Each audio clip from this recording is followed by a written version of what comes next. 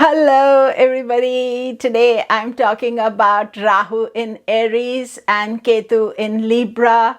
This is from 12th of April 2022 to 30th October 2023. This is an 18-month transit. Rahu will make two major conjunctions during this time with Jupiter and Mars.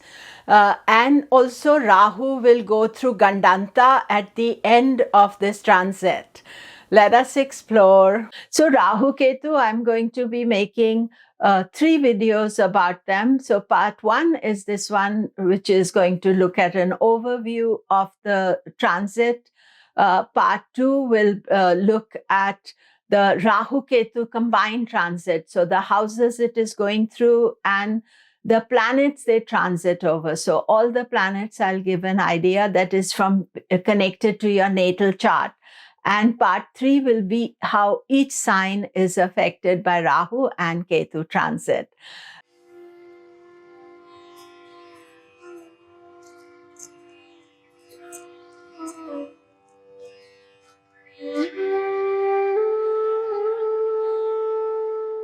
Hello, I'm Komilla Sutton and we are talking Rahu in Aries, Ketu in Libra. Do remember to subscribe, press the bell notification. Rahu in Aries and Ketu in Libra will be 12th April 2022 to 30th October 2023. This is an 18-month transit in which Rahu is going to end this transit in a Gandanta. Ketu just moves through Libra. So also I am using the mean node. There are 2 calculations of Rahu Ketu and I am focusing on the mean node. So my dates may be different from some others who are looking at the true transit of Rahu Ketu. Rahu has 2 major conjunctions, Mars in 2022 and Jupiter in 2023. Both Rahu and Ketu will make conjunctions with the faster moving planets, that is Sun, Moon, Mercury, Venus, at either side of the year. So around April, because Rahu is in Aries, then around April will be the conjunctions of the faster moving planets with Rahu, and around October they will be with Ketu. So always the change of Rahu Ketu is a major event. And of course, as you have heard already, that this event is full of other events as well. So there's a lot of change taking place. The main thing with Rahu Ketu is that when they change, they will be also creating eclipses in those areas, because the eclipses always happen near where Rahu Ketu are placed, and we will have 4 eclipses of the sun and 4 eclipses of the moon. So in April of each year, we are going to have the solar eclipses where Rahu is with the sun, and around October, November of each of these 2 years, 22, 23, we will have solar eclipses with Ketu. And then accompanying them will be the lunar eclipses. One good thing about these eclipses is that the solar eclipse comes first and the lunar eclipse comes afterwards. This is always a better way to have the eclipses. When the lunar eclipse comes before the solar eclipse, it is way more disturbing as an energy. And I will talk about the eclipses separately, but the next set of eclipses that we are going to experience is with the Sun and in Aries on 30th of April. There is a eclipse, and this is with the Sun, and then on full moon eclipse, which is a lunar eclipse, is on 15th of May, which obviously is with Ketu and moon, full moon. So there's this is the immediate eclipse, but I'll be making a separate video about it.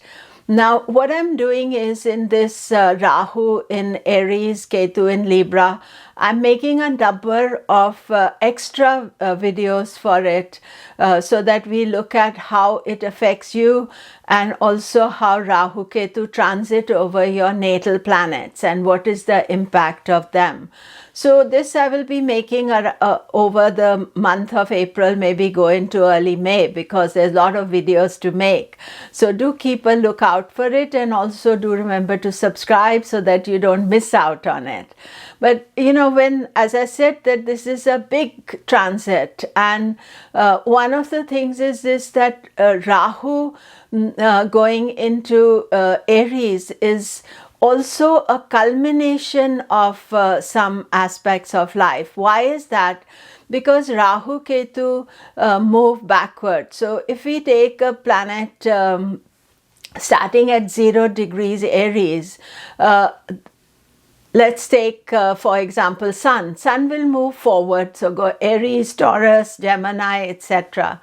If we take Rahu starting at 0 degrees Aries will go backward. So it will go Pisces, Aquarius. So therefore, starting from 0 degrees Aries, when it comes back to Aries, and it is going to cross that 0 degrees Aries in 30th of October 2023, that means that it's some kind of culmination of an 18-year cycle and a bigger cycle as well. That means that gandanta point in 30th of October is very significant in 2023. More about it when we come nearer the time. We are just exploring all the overall picture of Rahu that is taking place just now. Then secondly, two important factors are taking place. One is Rahu-Mars conjunction in Aries.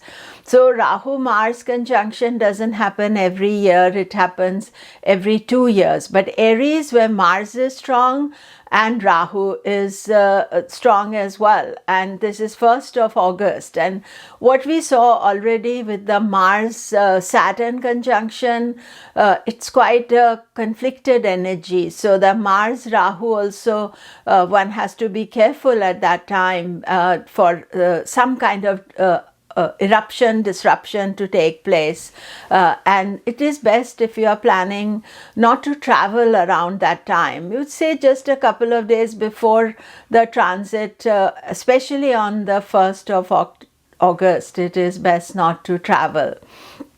Then next year, Jupiter goes into Aries, and this is in 2023, on 21st of April 2023. And this conjunction, Jupiter-Rahu conjunction, it will take place on 27th of May, the exact conjunction. Although up to October, Jupiter-Rahu will be in the same sign. And this is creating a transit Guru Chandala Yoga. Guru Chandala Yoga happens when Jupiter-Rahu are together. And it means that one doesn't listen to advice, one can get wrong type of advice. And it is generally the Guru's energy is degraded at that time, because Rahu's energy, remember Rahu is the disruptor, he's the outsider, Jupiter is more traditional, we value that the Guru, the wisdom energy. So I think one can take it in both ways. Some traditional areas will be broken, and that is nothing negative about it. It is that we don't follow the rules, and in our modern life we do not always follow the rules. But on the negative side, we have to take care that we don't imbibe all the wrong knowledge and people telling us that what they are saying is right, whereas it may not be right. Now, the thing about the last time Jupiter-Rahu conjunction took place, this was in 2016. However, that conjunction was much more intense and difficult. And around that time, 2016, Jupiter-Rahu were tight, like tight to each other, and retrograded back together. And then when Jupiter went forward and it conjoined on the day of the Brexit vote, and Brexit is when UK split from Europe, and also a number of other things. But you can see now we are getting the result of that as well. And it's but at that particular time in 2016, there was a lot of kind of noise that don't listen to the experts, don't listen to the advisors, they're talking all false news. So in essence, Rahu becomes very powerful, and Rahu in this particular time, Rahu, Jupiter will conjoin together, but they split up. That means Jupiter goes in a different direction, Rahu goes in a different direction. So the tightness or the intensity of the conjunction is not there. However, it is still there, and we will be discussing it as we go on into 2023 as well. And then at the end of October, when Rahu is going through Gandanta, it will split from Jupiter, and Jupiter can complete the balance of its Aries transit without Rahu being there. But whenever major planets conjoin in the sky, it is always something to watch out for. And we can think about it later next year. We'll obviously be talking more about it. The second most important factor about Rahu's transit in Aries is its Gandanta crossing. And that Gandanta crossing will begin around 15th of October, and it will be Gandanta exact on 30th October and continues into November. So those are sort of unbalanced signs. So that is one aspect to consider as well. However, next year during this Rahu in Aries transit, there is going to be no Kal Sarpa yoga, which is a blessing because Mars is one side, and although Jupiter, Saturn are together, Mars will be one side, and Mars is a slow moving planet. So it is always breaking the Kal Sarpa and not allowing it to form. And then of course, after Jupiter conjoins with Rahu in 2023, it's also the other side of Saturn.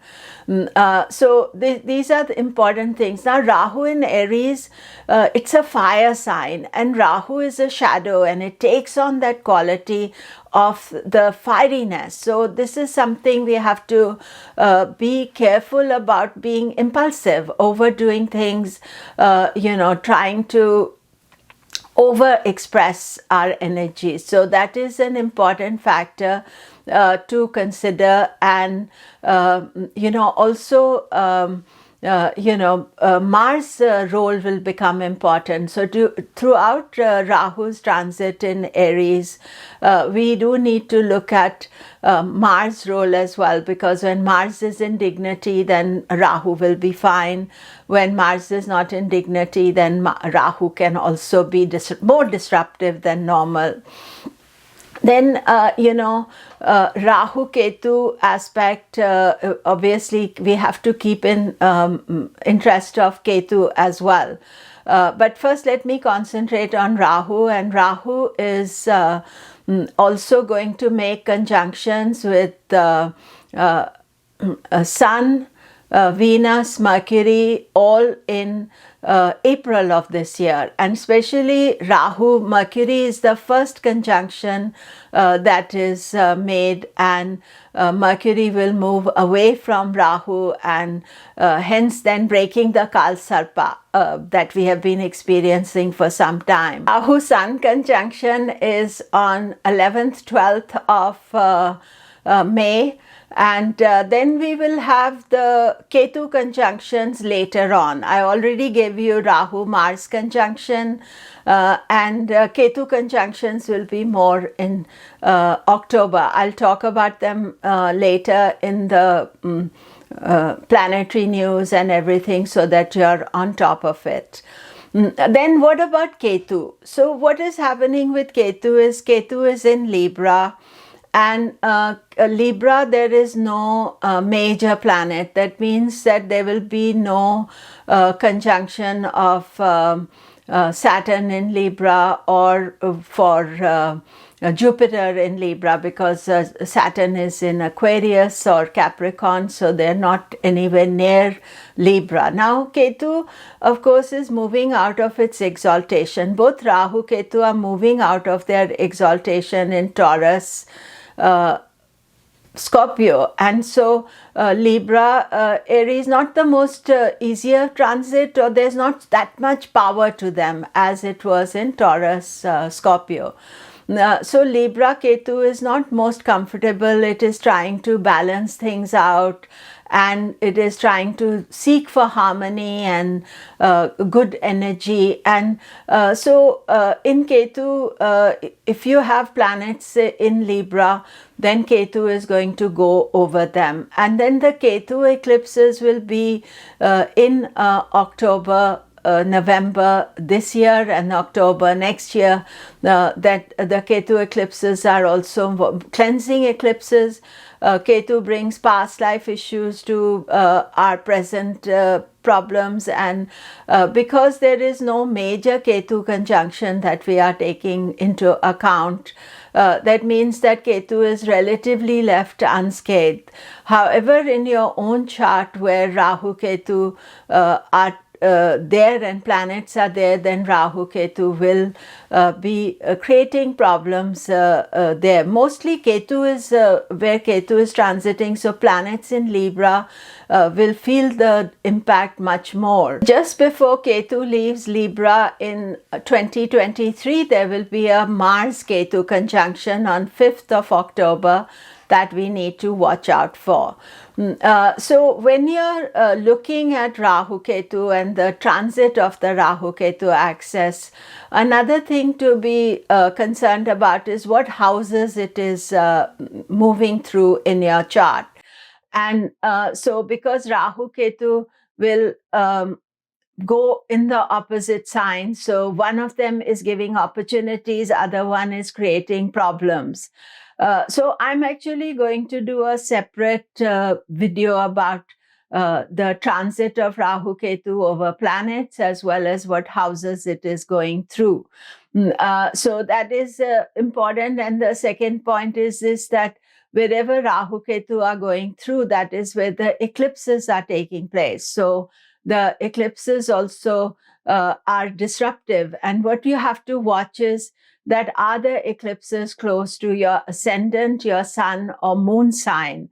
Then if they are within 5 degrees of orb of these three important planets in you, you can say ascendant ruler as well, that means that you can expect some change, transformation. You know, change doesn't have to be negative. And because the eclipses take place in these signs once every 7-8 years or so, therefore, it is a natural transition that you are being aware of. And I would say generally for all of us, what we have to be conscious in the Rahu Ketu transit is, one is when Rahu or Ketu make important conjunctions. Any conjunction when they're making in the sky, that is a disruptive force. Secondly, when the eclipses are on, those are always important factors because they are, intense disruptive energies. And finally, of course, if they are transiting over planets in our chart. And the second part of this video, I will be talking about Rahu Ketu in different houses and also going over different planets. So this is an ongoing thing that I'll be doing over April, maybe early May, because as you know, lots of things are changing and I want to make a detailed analysis for all these. So that is it for today. All the best. Do remember to subscribe. Thank you very much.